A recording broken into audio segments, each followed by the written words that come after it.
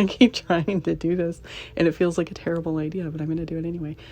The other night I was walking my dog way later than I typically do. I mean, we're talking like 11 o'clock at night, and we're walking alongside the road. My dog's doing his business, and all of a sudden this car comes tearing it down the road. I mean, completely booking it.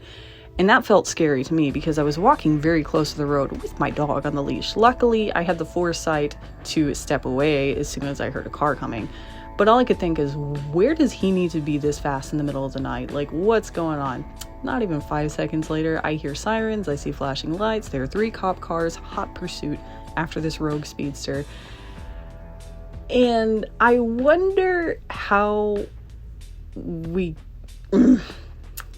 It's relevant. I promise it's relevant.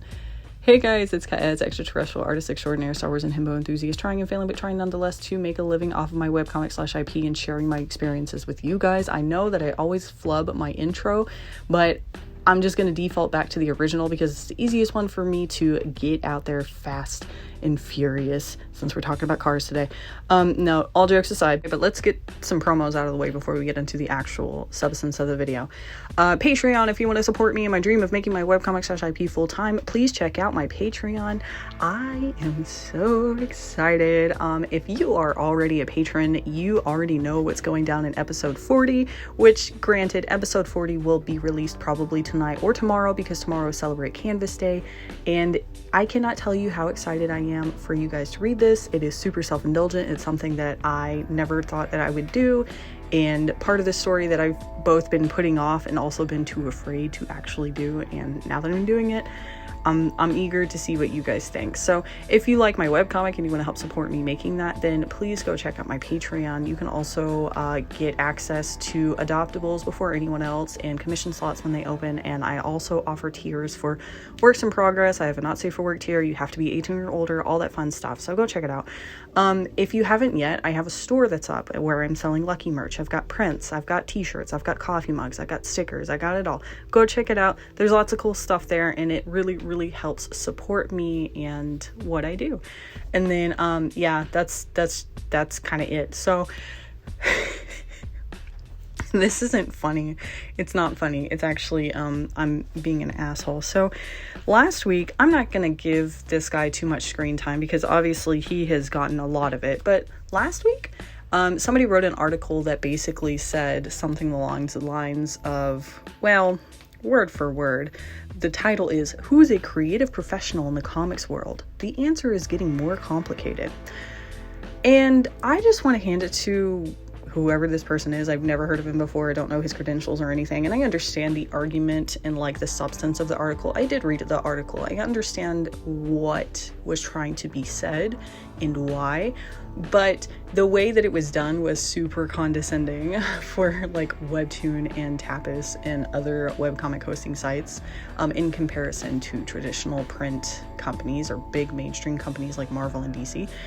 And you can, like, honestly, you can build up one without tearing down the other. That's it. That's my entire argument at the end of the day. Like, you can love one of them without tearing down the other. You can support one of them without tearing down the other. Like, there's no reason for it.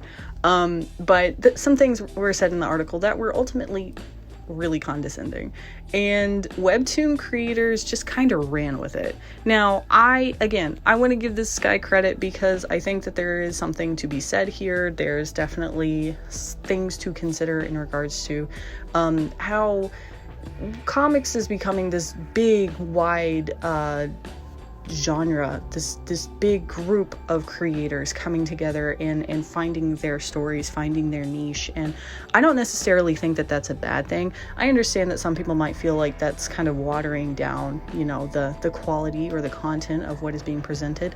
But I think that it's exciting. I think that people who are finding their stories and their characters and their creative dreams and goals and whatever through comics is very, very fun, because comics is what got me into art, and comics is one of those things that I have kind of really loved my entire life. So to see it blow up and to see so many people who are engaging with it and making their own works and stories, I think it's incredible. But the point of all this is I am going to start making a little mini series called Substandard fan created content, where basically I just review one or two of my favorite webtoons and give you guys an idea of what it's about and why I think you should read them. And if you guys have suggestions for webtoons that I should check out, if I haven't done a review on them yet, leave them down in the comments below. There are a lot of originals that I read. There are a few Canvas series that I read, so I need to read more Canvas series. I have a lot of them on my to-read list, but I don't want to get overwhelmed by taking on too much at once. And this would be a good idea for me to kind of actually set aside the time to read those stories that I've been putting off, because now I have incentive to if I'm making these reviews.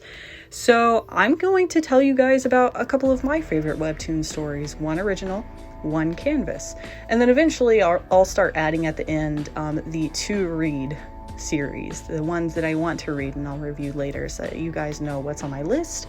And yeah, because I've been asked before, what are my favorite webtoon series, webtoon originals, webtoon Canvas series, and I think that they deserve way more than just a tiny little shout out. Unfortunately, this is going to be over a speed paint and they won't be related to the series. I'm just going to be doing either comic stuff or commission stuff, because that's all I have time for as far as art goes right now. So yeah, let's go ahead and get into it. I'm going to start off by recommending or telling you about an original series and then a Canvas series that I really love and enjoy, and why I love and enjoy it.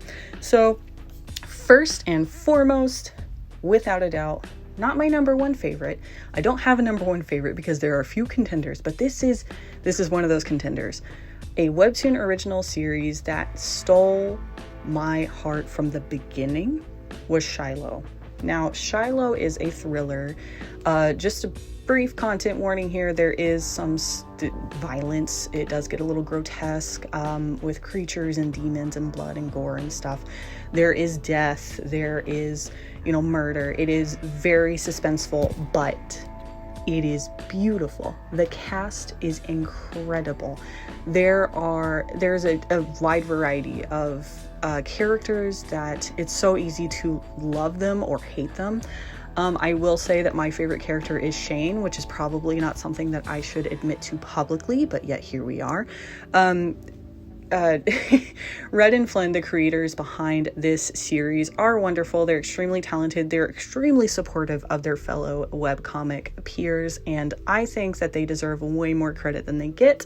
And I think Shiloh is one of those series that I feel like a lot of people are sleeping on it. Like, I feel like it could be it ought to blow up. Like, it is so freaking good.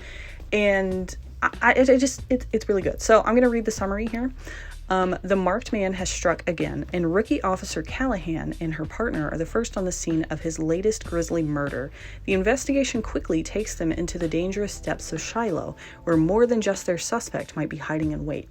Now, I will say, I don't want to give any spoilers here, but the premise of it is really interesting, and honestly, when I first started reading it, I was a little confused because I thought one of the characters that we were introduced to was going to be a main character, and then that ended up being, I'm not going to spoil anything, but it ended up not being the main character, and I was like, whoa, wait, what's happening?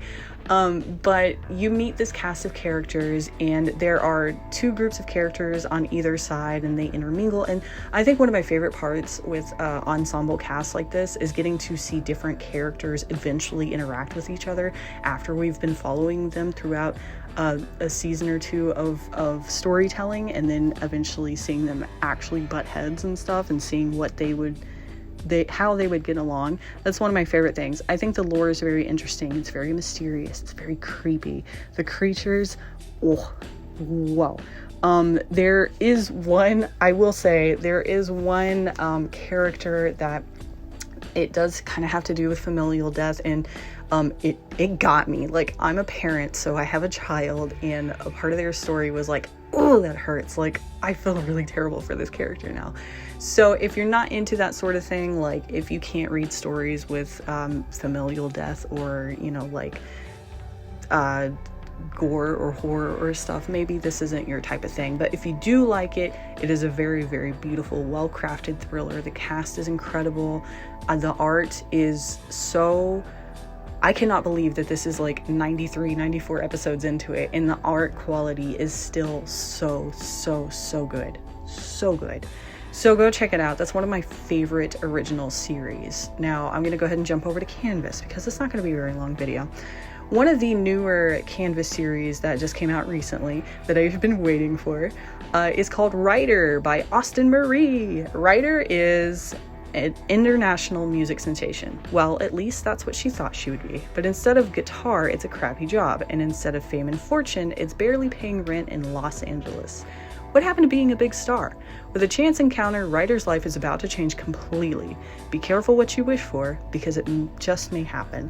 Ryder is incredible. And if you're not familiar, Austin Marie is the creator behind Soul on Hold, which is on hiatus currently.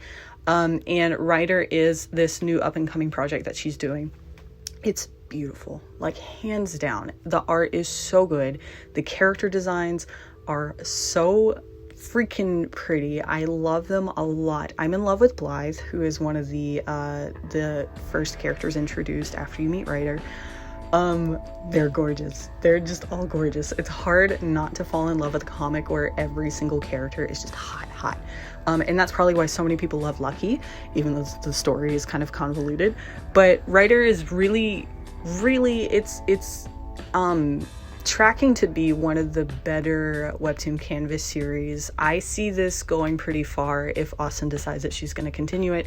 Continue it. She's still doing it. Like, it's not, like on hiatus or anything. It's really good. It's really beautiful. The concept is a lot of fun. I really like, and there's, they've got cameos of some of the Soul on Hold characters if you look really hard. So it's exciting. It's like a bisexual's dream because you've got the cute main girl, you've got another cute girl, and then you've got a cute guy. I mean, it's just great. It's really great, and the art is really pretty. I can't stop saying that, but I love it a lot because I remember being 12, 13 years old trying to play guitar, thinking that I was going to be a big musician one day, and then deciding I was never going to do it. And it's funny to see characters that have this big dream when they're a child, and then growing up, and it's like, well, it's not really working out that way. And then you've got all these other different things that factor into it, and then there's a bit of mystery in here. I'm not going to spoil anything, but there's some mystery going on with one of the characters' favorite rock stars, superstars. There's stuff going on there. So check it out. Could not recommend it enough. It is a romance, so exciting. I'm a sucker for romance. I'm especially a sucker for bisexual character romance. Good. But those are my recommendations. Shiloh, Webtoon original, thriller, very beautiful art, very, very fun, interesting ensemble cast. The concept, the aesthetic, the entire aesthetic of it just scratches that itch for me. And I love it a lot. Shane, I love you. I know that you get a lot of crap, and rightfully so, because you're kind of shitty, but I still love you. You're my favorite character. And then Ryder, immaculate, wonderful. It doesn't even it looks like Webtoon original quality, which is one of my favorite things about reading Canvas series, is finding a Canvas series and thinking, this is Webtoon original quality. This is so freaking professional and so freaking good. So I'm excited to review more Webtoon Canvas series with the same level of quality, especially in storytelling and character design. So if you have recommendations for that, leave them down below. I have a few on my list already, but I'm always open to new ideas. I'm always open to new series. So yeah, let me know. And those are my recommendations for your weekly dose of substandard fan-created content. We're doing our best out here. All right, guys. Well, I'm going to go because I got things I got to do, and I got to finish up this episode 40 so that you guys can read my substandard fan-created content. It's going to be so freaking good, and I'm so excited. All right. If you like what I do and you want to help support my dream of making my webcomic/IP full-time, please check out my Patreon. That's the best place to support me and my child. Please and thank you. If you haven't yet, go check out my store. Go buy some Lucky merch. Oh my God. I'm really excited, and if it does well, I'll keep making stuff for you. If you haven't yet, go check out my webcomic Lucky. Episode 40 is going up either tonight or tomorrow. It just depends on how much I can get done today. It is going to be good. And if you haven't caught up yet, go do it now so that when you catch up on the new episode, you'll know what's going on.